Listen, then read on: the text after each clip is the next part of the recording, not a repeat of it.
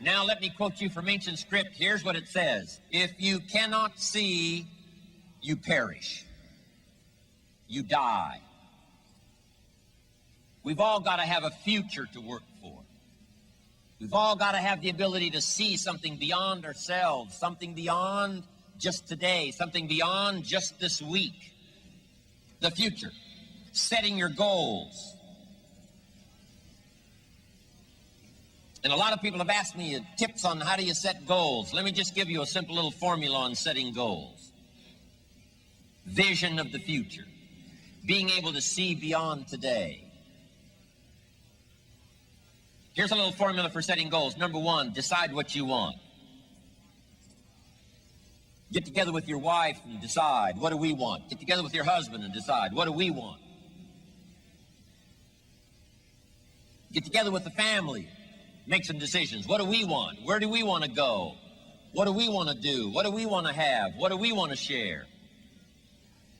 Then some of this has got to be personal. What do I want? What kind of skills do I want? What kind of income do I want? What kind of future do I see for myself? Not just for my family, but for me as well, because I'm going to have a major part in my family's future. What do I want? Get together and decide. Now here's number two. Write it down. Put it on paper. Sometimes you got to take things out of your head, not just operate out of your head. You got to take it out of your head and make a list. Make a list. Do the decision-making process and then just simply make a list. Write it down. Now here's number three. Keep the old lists. Keep the old list of goals. One of the greatest signs of personal development is looking back on those old lists of goals.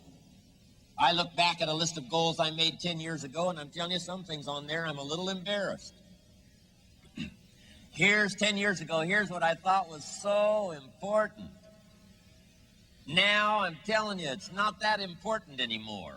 I've grown, I've changed, I've matured.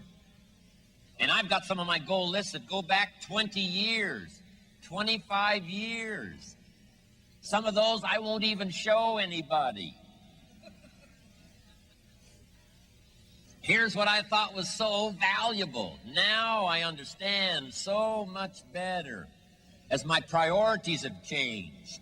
Some of the things that used to be on the top of my list right now, I've learned are not that important anymore.